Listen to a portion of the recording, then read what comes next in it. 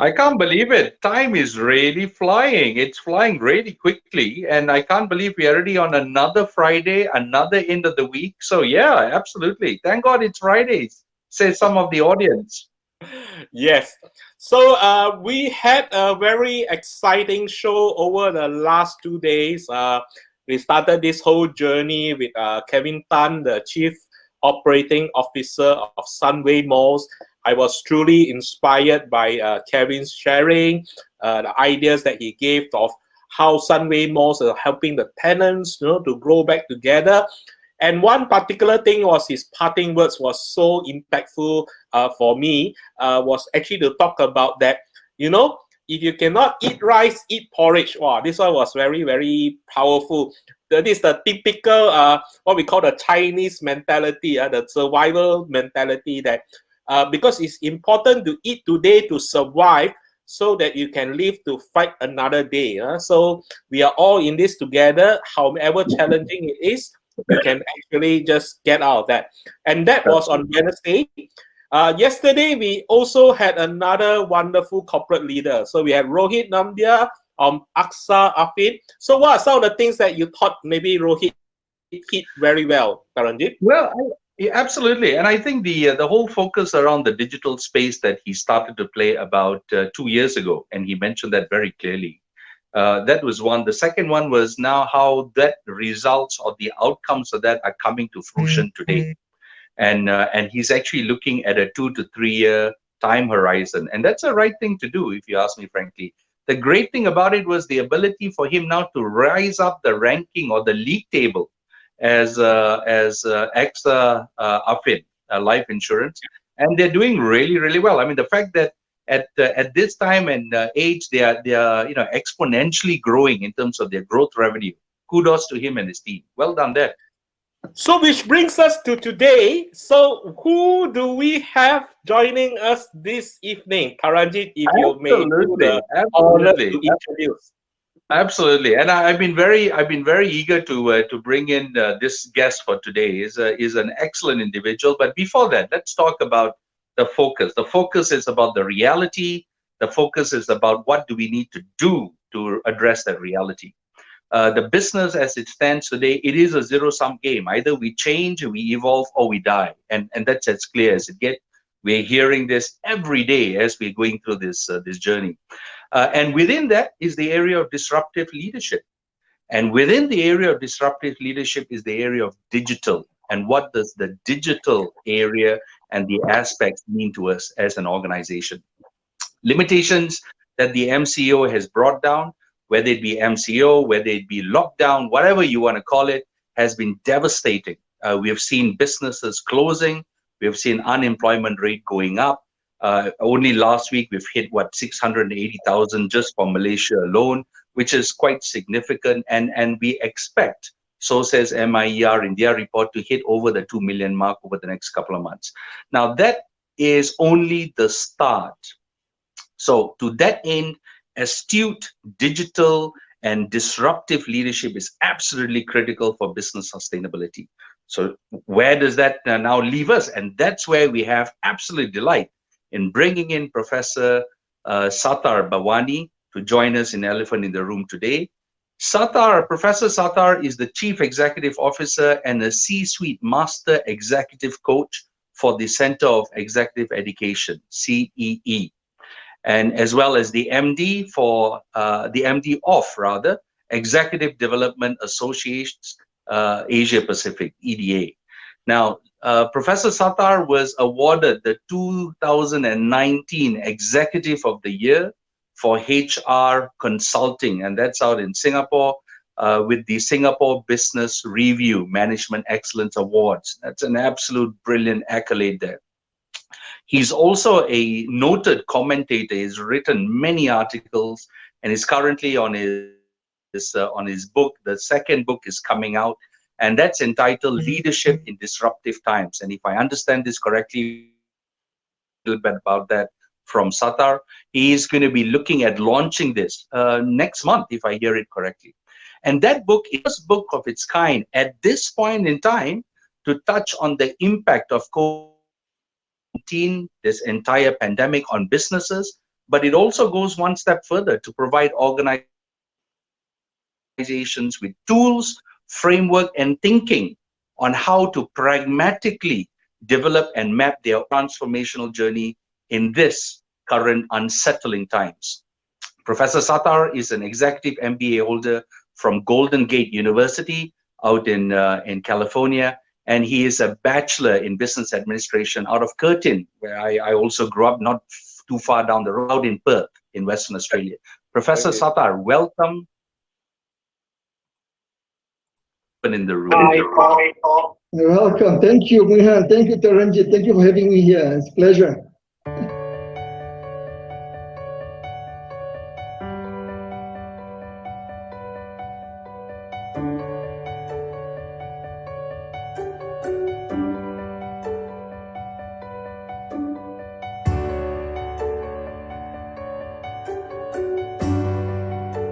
Yeah. Well, thank you for the question, Mihan. I think this is the reality which many, as the Taranjit mentioned earlier, that every single day we have news, with regard to the impact of the pandemic on business operation, on sustainability. The reality is that many of these businesses are struggling to survive. And the OECD, in a global survey last month, I believe, and has published worldwide in different markets the state of the economy, particularly the SME, that is being impacted very badly, as high as about 90%. In Hungary, in Eastern Europe, in Asia, can be up to 30-40%, and it's increasing. In China, it's about 40%, 50%. So it varies. It's going to get worse before it gets better. The reality is this: many of these businesses prior to COVID-19 have had the opportunity to transform their business, to look at digital technology or digitalization or transformation using technology to transform their business. And the interesting thing is that my research that I publish in my book that's coming up next month is that what's happening that COVID-19 actually accelerate the need for digital transformation. Now, what is happening on SME, as you're talking about, there are two sides: supply side and the demand side. If you look at what happened, since January, February, and in Singapore and in Malaysia, primarily, I would say we don't see the impact until probably starting in early March and so forth. And the business start with the lockdown measures, with all the Malaysia's MCO, in Singapore we call it circuit breaker. And what has happened is that two things happen. One, from the supply side, you see this reduction in the labor force, workers to be impacted unwell, or they have to stay at home, look after the children, schools are closed, and the movement of people are restricted. And the reality is this: we've never faced this before. This is totally unprecedented. There's no something that you can fall back upon. So this is totally new. So this one is from the supply side, and companies, SME, are suffering. From the demand side, it's worse because there would be sudden loss, a dramatic loss of revenue. What does it mean is that many of these SME cannot function because of severe liquidity shortages. Yes. That is the most important. What does it mean? Consumer experience loss of income, fear of contagion. They don't go out. Government restriction of safe distancing measures and so forth. Stay-at-home policy, and this heightened uncertainty has created, unfortunately, the reduced spending and consumption by consumer. Now, what does it mean is that it's compounded by the fact that fear of being laid off, and the reality people start being laid off, and that means people are not able to pay for for things that they want, or companies, SME, are not able to pay the salaries. Now that is the impact. Yes.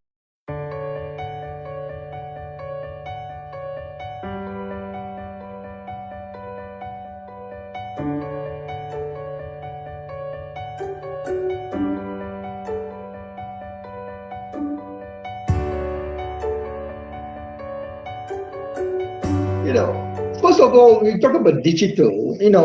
there are two things. One, you need to understand, if you're talking from a business perspective, running an operation, running a business, many people tend to have this, when I interacted with a lot of CEOs as a C-suite executive coach, primarily engaging the CEO and the C-suite, one of the things that I realized, the focus is always on technology. Technology is only an enabler, but what is important is to focus on the people. And in any organization that has gone through transformation of digital revolution, if I can give an example, the good example closer to home is DBS Bank, and a bank that has transformed from a state-owned bank to private bank into a commercial bank, into what we call the first world digital bank, and been recognized the best in the world. What Piyush Gupta, the CEO, did when he came on board in 2009 from Citibank, he made it clear. And in my book, I do the case study very clearly. We focus on the culture and the people, not the technology. Yes. So Taranjit, you asked, what does digital disruption means? It's all about understanding the digital technology, on when to use it, how to use it, but leveraging on the talent you have and creating the right culture to support it. That's number Well one. done. If you don't get it right, nothing else works. Absolutely. Now, can I?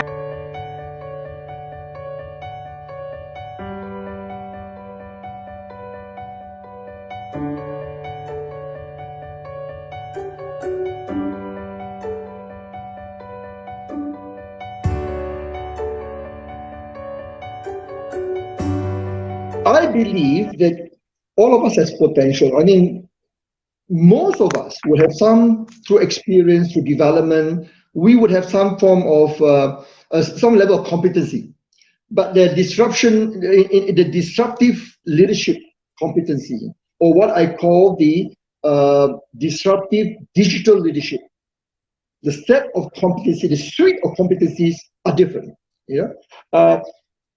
How different it is. Number one is all about developing a set of agility. We all know about agility. We talk about change. We know agility is important. But what is more important, that you need to develop 4 types of agility. Learning agility is given. All of us need to develop that effectively. Learn, unlearn, relearn.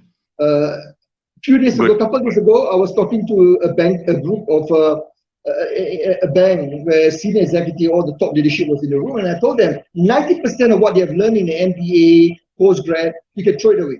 90%. Now, well, I'm just kidding.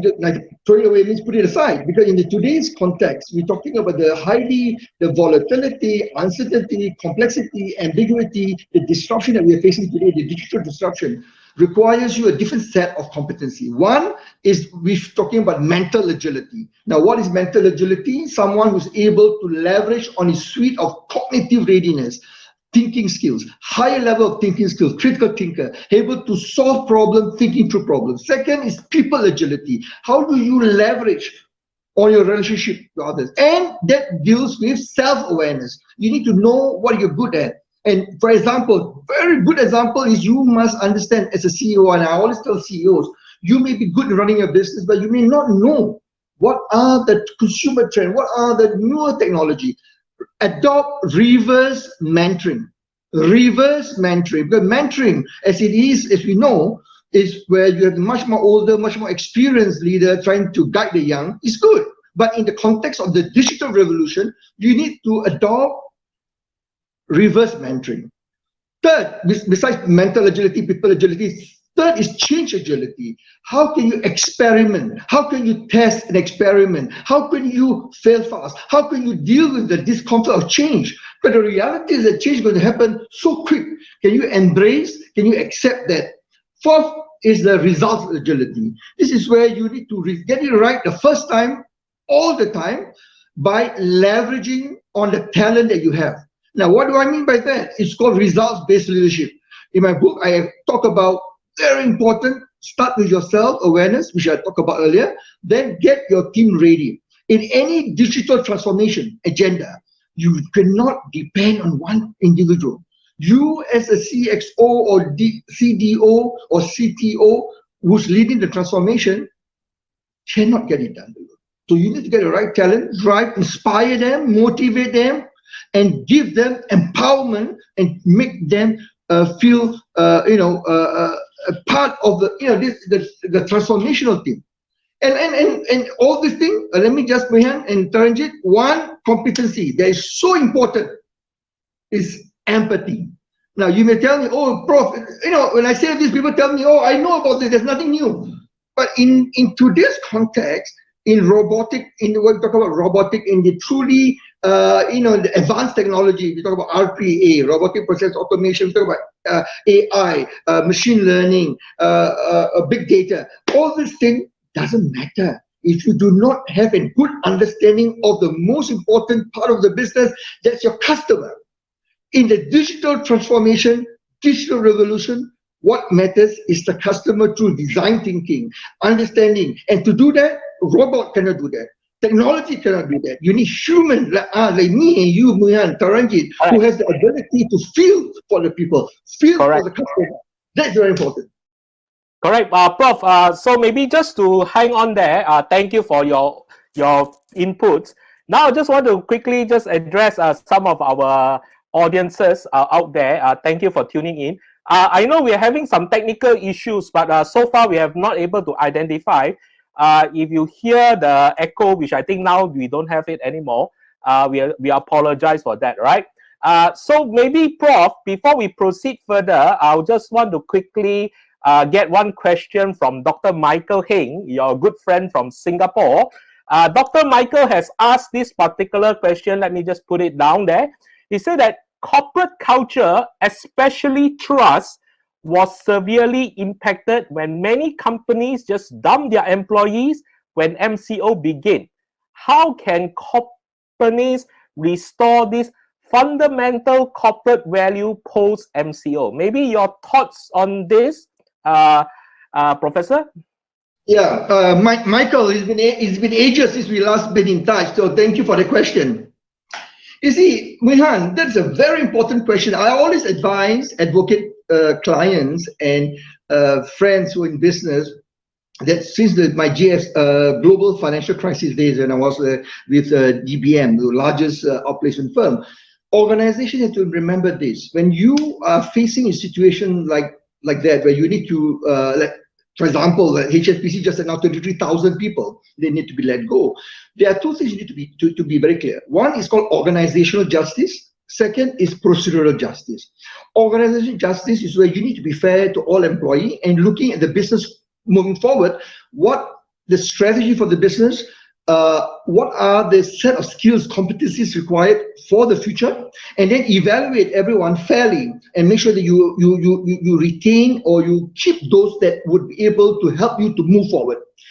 Then those who remain behind, those that you have to let go, which is the reality of business, you have to do that. Then you need to adopt procedural justice, meaning that you need to maintain the trust, as Michael mentioned, that the trust has to be maintained on how you ensure that people who remain behind will still trust you, the leadership, trust the organization, because you do mean that. But unfortunately, the reality of a lot of companies do the other way around. They disappear, they let go, they do not explain, they do not show empathy, care. And that affects the brand reputation, the employer branding, and with the age of social media in today's context, is damaging the brand for many, many, many, many years to come. This is the sad thing that.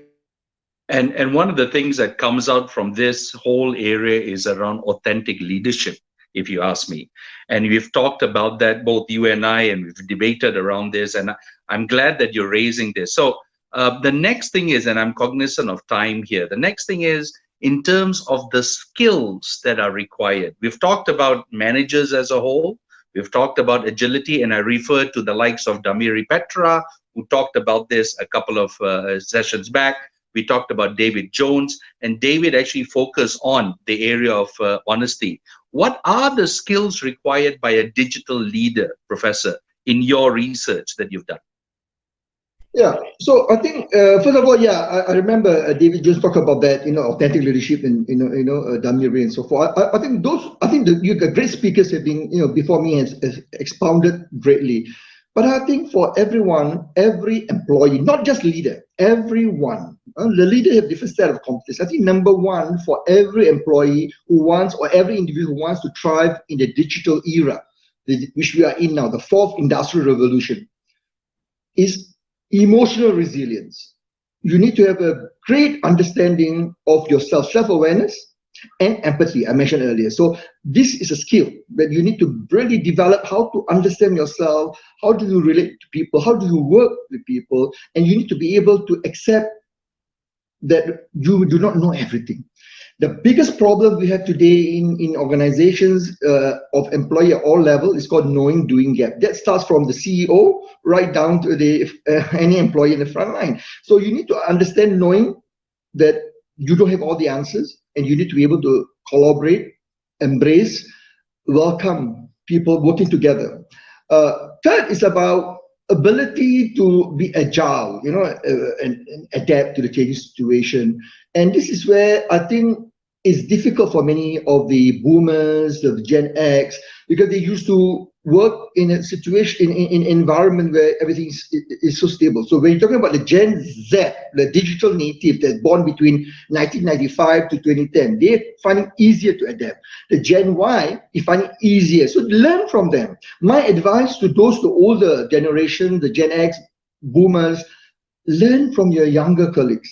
Learn from your children. I'm learning from my children, my sons, who are more, one of them, both of them have different, set of quality, but I learned from both of them different set of, their tenacity, their perseverance, their ability to handle change. And this is something that we have to learn to accept feedback. Accept feedback. You cannot thrive in the new world. You cannot doing the same thing that you're doing. It's what my friend Marshall Goldsmith, who endorsed my book, by the way, both books were special, endorsed by Marshall, the world's #1 guru in leadership and in coaching. He says, what get you here won't get you there.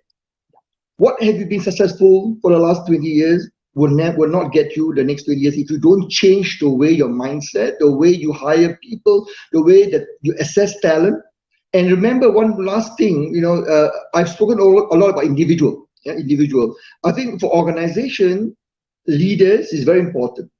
The responsibility to to identify, assess, and develop leaders lies with you, the business leader, not HR. HR role is to facilitate. HR role is to help you to get where you want to go. You must take the responsibility, and you must be accountable to be able to embark on the talent management succession planning process.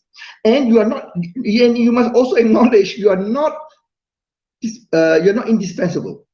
Yeah. One of the questions, I was talking to somebody this morning at another interview, a magazine was interviewing me for my book, and asked me, said, what can leaders learn from your book about the future? These are entrepreneurs. These are talking about a business founder entrepreneur. And I told them, what happened is tomorrow, when you woke up or you walk out the door on the road, you get knocked down by the bus. What's going to happen to your business? What are your business sustainability? What are your succession planning? Where does all these things come in? We all think we want to live and for a very long time, that is not the way. So, Prof, thank you for that. Because we are cognizant of time and we got a few questions coming, I want to quickly get your thoughts on answering this question for our audience, so that we have much more inputs, all right? So I will just jump into it if you allow me. First question is from Perlita, all right? Perlita Tiro here. So I think it's she, right? She wants to point out, instead of cutting salaries, leadership must be able to pay whatever necessary to pay to the people with the right qualities. And this is not the time to stinge or to lose your people. So she answered, asked it whether do you agree on this and what is your point of view? Under normal circumstances, I would agree, Palita. Thank you, Palita. Palita is, is a very seasoned recruiter for many, many years. Under normal circumstances, I agree. But in today's context, the reality is this, Palita and Mihan and everybody else, we have to recognize the fact that business is not going to survive. You have to change the way we do things. And to pay someone to be able, you see, is pay for performance, and you look at the talent you have, and this is demand and supply. If you have a talent that really you need to be able to transform your business to help you to execute your strategy post-COVID. So the number one thing you need to be very clear is what does a post-COVID looks like for your business, and what does it take to transform their business. So this is where, Balita, I think salary is secondary. If you can get the right talent for the money that you have, or based on your compensation philosophy. But in the reality, we cannot afford some of these people. And we have to, and some people, you have to let go. And it's just the reality. But if you can afford, keep them at the salary that they deserve. So it's a pay for performance. Pay the talent what they deserve. Yeah. So my question then is, can we pull up Zorab's point there, Muihan? He raised some very interesting comments around the type of, there we go. Zorab Chong, a very distinguished individual, has stated, in the recent VUCA environment, I've listed the following 8 categories of disruption: technology, business modeling, customer, competition, workforce, supply chain, environment, and regulations. Are there any other areas that you feel we could add on to this? Maybe one or two, for 1 or 2 minutes. Yeah, I think he has covered quite comprehensive. But I think the most important, even if I may add, Taranjit, the most important, as I said, in the disruptive environment, in the digital transformation, is about the customer. Now, we need to understand that that is the first and foremost. You must be able to have an outside-in perspective. You must be able to develop the disruptive mentality and ask yourself, are we ready? Do we really understand? Do we really understand the pain points of the customer? That's why the empathy comes in. So I think he has listed all those areas from a disruption perspective. I agree. Second, to do that, your people, PPT, people before process and technology. So to achieve this customer obsession, or to have this ability to develop this customer obsession, customer centricity, you need to develop your people first. So I think that is what I think Zorab did a great job. He's identified those areas, and I would advocate to focus on these 2 first. Focus on the customer using design technology or whatever, design thinking, whatever, and then go back to the basic of your people. Look at the people. Who can help you to move to where you want to go? There's 3 questions I will advise organizations. Where are we today? Where do you want to go? How do we get there? The how do we get there is the PPT, people, process, technology. Okay, wonderful. Thank you so much, Professor Sattar, for that. And guess what? We are running out of time. It's already almost 6:30 already. Oh, well, we always enjoy ourselves when the time flies. So maybe before I'll get you to go backstage, and we want to first thank you for your presence and sharing your opinions.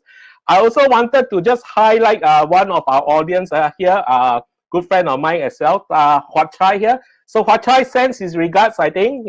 He says you were once colleague, all right, I think, if you remember Hua Chai. So that's one. As well as also we got Maisara here, I think.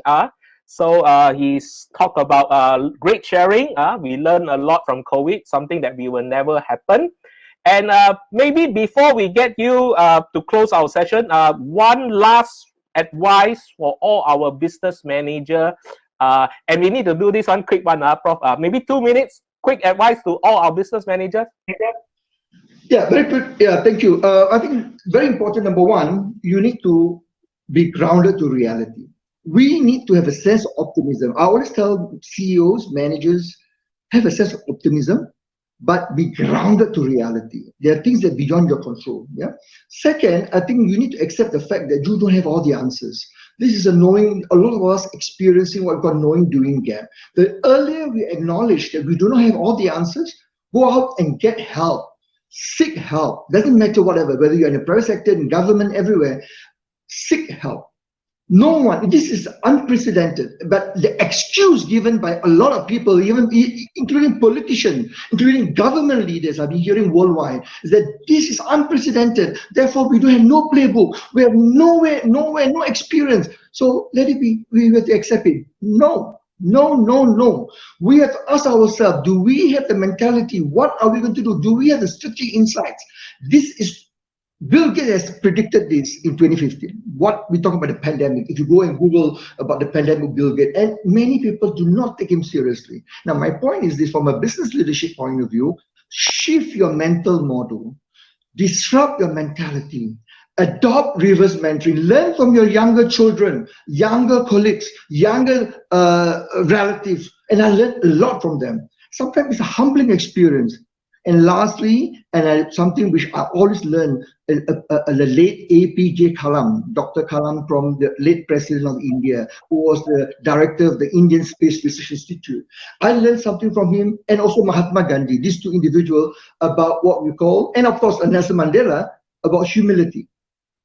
And when I was young, I mean, this is something which, you know, we are so successful, we think we know everything, we're not grounded.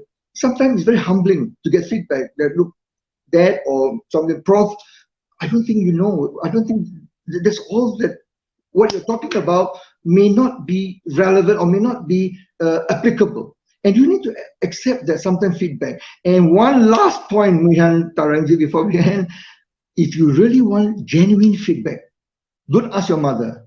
Mother is the wrong person to ask. Don't ask your spouse. The best person is to ask your children between the age of 12 to 16. If you have a children between the age of 12 to 16, ask them, they will give you real feedback, because how hard it is, they make you cry, but you still will love them. But how tough feedback it is about empathy, about talking about social intelligence, all these are important for the work, for the future in the disruptive economy. Ask your children. And I went through that with my sons. And sometimes it's very tough to get those feedback, but it helps me to be grounded. It helps me to be grounded, and that is what we need. Thank you. Thank you, Professor Sattar. And we will see you in a short while me and Taranjit close the show. Thank you so much for all your sharing again. Okay. Oh, so Taranjit, exciting. Mind-blowing. Absolutely mind-blowing. There's just so much in such a short time. And it's always a pleasure talking to Professor Sattar. He's a wealth and a fountain of information and a fountain of wisdom, if you ask me. So a couple of things here very quickly. Very good feedback on how businesses should realign themselves. I really like the area around the 4 mental agility and the 4 agilities as a whole. I won't go through them in any more detail, but the area around digital leadership and what is required in the digital leadership is absolutely crucial. We're seeing it playing out every day now, more so over the coming days. And I think what Prof has mentioned out is absolutely key. Feedback is critical. We don't know the answers. We don't have it all. So you know what? We have to work together. If we can't work together, what's the whole thing about collaboration? I also like the last point about fail and fail fast. Yeah. Because you know what? The faster we fail, the faster we will know that this is not the right way to go. Yeah. And we heard this exactly from Rohit yesterday. Those are my couple of things that I took away. Muihan? Great. So I actually just wanted to emphasize the point on, I think, design thinking or design focus mentality in moving forward. And I think that is one thing that resonates with me very well in moving forward for any kind of businesses, engagement, and things like that. So we are already exceeded a lot of time. So sorry by our audience, but thank you for staying back. We will resume our session next Monday, 6 p.m. Same back on this page. So with that, we want to take all the opportunity to wish all of you a wonderful weekend. And if you can, do visit us at our Elephant in the Room YouTube channel. Do subscribe to our channel. Hit the bell button so that you get notification every time we put on a new episode. So with that, bye-bye. Thank you. Bye-bye. Stay safe.